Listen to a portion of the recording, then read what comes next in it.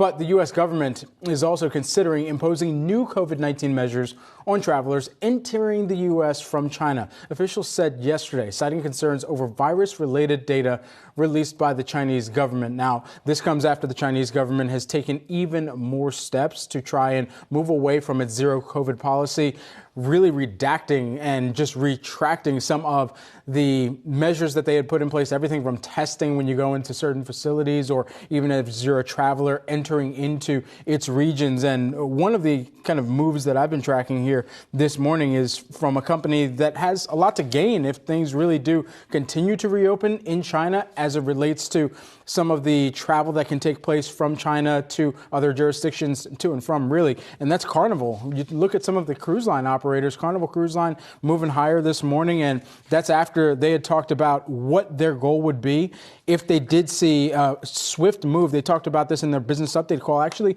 just this time last week, saying that they would be looking for any type of opening up again, or not just to domestic cruising, but open up internationally. They're going to look at really leaning into that China business where they had drummed up contracts even prior to the pandemic and look for their fleets to be strengthened as well. And so even within that update, signaled how bullish they would still be on China should things drift or swiftly change or change drastically. And that's somewhat what we're starting to see here. But now other international authorities, they're certainly taking efforts as well to protect themselves and their constituents. I think what we're seeing here is this is China. The reopening is probably going to be the story of 2023. Of course, what happens with tech stocks after this brutal year, but still China, that reopening, what does it look like and what does it mean for global companies? You have Tesla now potentially curtailing production in Shanghai. You have Apple, of course, a hotbed of activity in China in terms of manufacturing. What does that reopening look like? How chaotic is it? And then ultimately, is this now the moment where a lot of these U.S. companies finally start to move out of China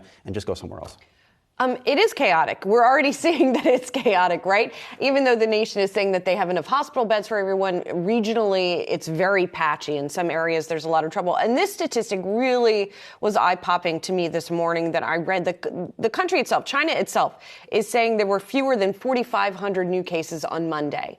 But yet, if you look at minutes of a meeting between health officials last week that were leaked, they put the total number of infections between December 1st and 20th at 250 million people. Wow. So if you're talking about 4,500 in one day that officially reported and 250 million people across a period of 3 weeks, obviously there is a disconnect there. And that's why you're seeing all of these other countries now talk about putting on these restrictions and getting people tested before they get in their countries. So we'll see what ends up happening.